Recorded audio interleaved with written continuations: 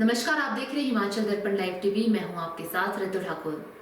सपने उन्हीं के साकार होते हैं जो सपने देखने के साथ साथ उनके पूरे होने तक मेहनत कर खून पसीना बहाने में कोई कसर नहीं छोड़ते। वहीं ग्रामीण क्षेत्र से बाहर निकलकर शहर मुख्यालय में अपने सिद्ध कर दिखाना यह साहस और आत्मविश्वास का उदाहरण पेश करता है। यह तमाम बातें कोई व्यंग्य नहीं बल्कि जिला चंबा से करीब 23 किलोमीटर दूर स्थित प्रोथा गांव निवासी रिजुराम के जीवन से जुड़ी संघर्ष की दास्तान है। रिजुराम के जीवन की अगर बात करें तो उन्होंने अपना जीवन अपने गांव प्रोथा से बाहर निकलकर चंबा मुख्यालय में विभिन्न होटलों व रेस्टोरेंट में कार्य कर शुरू किया, जिसके बाद उन्होंने स्वरोजगार जोड़ते हुए फलों की रेहड़ी लगाकर अपनी सफलता की ओर पहला कदम बढ़ाया।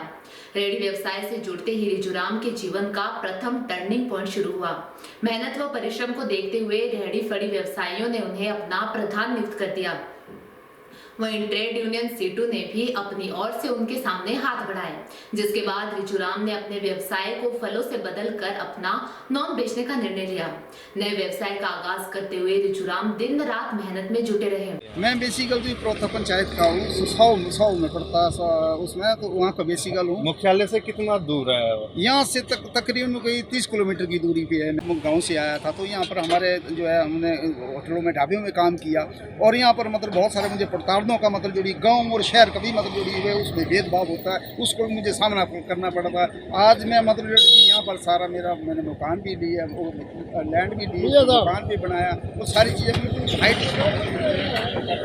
और मेरा सारा का सारा ये रहता है कि मेरे पास और भी बहुत सारे मेहनत का लोग हैं। मैंने रेडी बड़ी बनाई थी, उसका मैं संयोजक हूँ, तो उसमें भी कई लोग जो थे मतलब अच्छी उसमें भी चले गए हैं। कई लोगों की मतलब तो मतलब सरकार ने भी, ऑल इंडिया गवर्नमेंट ने भी मतलब उसमें पॉलिसी बनाई हुई है, लेकिन वो चंबा में उसको इम्प्लीमेंट नहीं हो रही है। चंबा में उसको लागू नहीं हो रहा है। जो वर्करों को सही ढंग से उसका जो फायदा मिलना चाहिए वो नहीं मिल रहा है, और कहीं ना कहीं मतलब जो इसमें जो थे इसका जो सारा का सारा क्रेडिट है वो हम ये उनको जो उसमें जो निराशा है, जैसे निराशा हो रही है, जैसे कि आए दिन महंगाई बढ़ रही है, सामान का रेट बढ़ रहा है, तो इस व्यवसाय में जो लोग लगे हैं, काम कर रहे हैं, वो पूर्ति सामान की पूर्ति नहीं हो रही है। लेकिन उसके बावजूद जो मैं उनको मतलब जो इसका हमेशा मेरा हो रहा है कि भाई जो हम लोग जो प्रैक्टिकल के लोग हैं वो प्रैक्टिकल में काम करके उसके जो हमारे पास ग्राहक आते हैं, हमारे जिला के आते हैं, आउट ऑफ स्टेट के आते हैं, आउट ऑफ सेंटर है उसके आते हैं, और कंट्री के आते हैं। अभी कोरोना की वजह से काफ़ी हमें जो राहत उससे जो है हमें काफ़ी जो है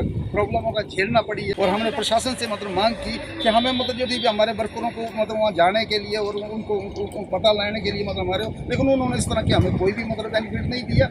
वहीं इस बीच वह विवाह जीवन में भी बंध गए, जिसके बाद उनके घर में 2 बेटियों और 1 बेटे ने जन्म लिया।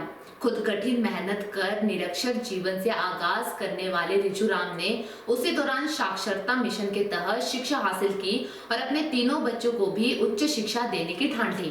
उन्होंने अपने बच्चों को निजी स्कूल गुरुराम शरण हाई स्कूल चंबा में शिक्षा ग्रहण करवाई। बच्चों में बड़ी बेटी अनुराधा, उससे छोटी बेटी दामिनी और उससे छोटे बेटे सनी ने माँ बाप के परिश्रम को साकार करते हुए सर्वप्रथम बीए तक की शिक्षा हासिल करने सहित कई कोचिंग की, जिसमें दोनों बेटियों में बड़ी बेटी अनुराधा यूको बैंक में सहायक प्रबंधक नियुक्त हुई। मैम नमस्कार। सर्वप्रथम हमारे दर्शकों को अपना इंट्रोडक्शन दे और उसके बाद अपने जीवन की। जैसे तो आपने बता दिया, मेरा नाम अनुराधा है और मैं यूको बैंक चंबा में असिस्टेंट मैनेजर के पद पर कार्यरत हूँ। और यहाँ पहुँचने की वजह सबसे पहले तो मैं अपने पेरेंट्स को थैंक यू करूँगी, उन्हीं की वजह से आज मैं यहाँ पर हूँ। बाकी उन्हीं का स्ट्रगल रहा है, मेहनत रही है। ऐसा रहा है उनको देख के, बचपन से ही उनको देखा है कि कैसे मतलब अगर मेहनत करोगे तो कुछ ना कुछ तो मिल ही जाएगा। तो बस उनको देख के मेहनत करते गए और पहुंच गए। पेरेंट्स बहुत सपोर्टिव थे। पापा इवन साथ जाते थे जब भी कभी बाहर टेस्ट होता था, क्योंकि चंबा में यूजुअली सेंटर्स वगैरह की प्रॉब्लम रहती है, रूरल एरिया है काफ़ी, तो उस वजह से तो मतलब घर से तो काफ़ी सपोर्ट था। सर पेरेंट्स हमेशा मेरे साथ होते थे। मतलब मेरे पापा को इवन पता भी नहीं होता था कि किस चीज़ का टेस्ट दे रही है, किस चीज़ की तैयारी कर रही है, फिर भी वो हमेशा मेरे साथ चलते थे। मम्मी मेरे साथ हमेशा बैठते थे। उनका मतलब ऐसा होता था कि जब भी किताबें खोल के बैठेंगे वो सामने बैठ जाते हैं। मतलब और हमेशा ही दिमाग में यही रहता था कि मतलब अब कुछ करना है तो वापस आना है तो कुछ करके ही आना है। पहली सफलता जब मिली आपको, बैंक में सिलेक्शन हुई, ऐसा नहीं है कि एक ही बार में मिल गई थी, फर्स्ट टाइम में ही हो गया था, ऐसा कुछ नहीं था। मतलब काफ़ी टाइम मतलब नाकामयाब होना पड़ा। कम से कम 50 बार तो मेरे को ऐसा होता था क्वालिफाई नहीं हुई। हर बार मेरे को ऐसा होता था कि यार इस बार भी नहीं हुआ, पर फिर अगली बार मैं झोला उठा के चल पड़ती थी, कुछ ऐसा नहीं था। तो अपने पेरेंट्स को देख के कि वो भी लगातार कोशिश कर रहे हैं, तो ऐसा कुछ नहीं है कि ग्रेजुएशन मेरी यहीं चंबा कॉलेज से ही हुई है। उसके बाद मास्टर्स मैंने यूनिवर्सिटी से की है, HP यूनिवर्सिटी शिमला से। और बैंकिंग का उस टाइम ऐसा होता था कि जल्दी जॉब मिल जाते थे। जब मैं 23 की थी तब मैंने बैंक ज्वाइन कर लिया था। को अपने साथ की युवतियों को कोई मैसेज देना चाहेंगे? करते रहो, ट्राई करते रहो, मिल जाता है कुछ ना कुछ तो। और जितना ज़्यादा मतलब हार्ड वर्क होगा उतनी जल्दी मिल जाएगा। और ऐसा नहीं है कि बहुत जल्दी मिल जाता है, ये बहुत इजीली मिल जाता है। काम मतलब सबको करना ही पड़ता है। अपनी बहन के नक्शे कदमों पर चलते हुए उससे छोटी बेटी दामिनी भी हिमाचल प्रदेश ग्रामीण बैंक में सहायक प्रबंधक के पद पर कार्यरत हुई। मेरा नाम दामिनी है। मैं हिमाचल प्रदेश ग्रामीण बैंक क्षेत्रीय कार्यालय में as an assistant manager posted हूँ।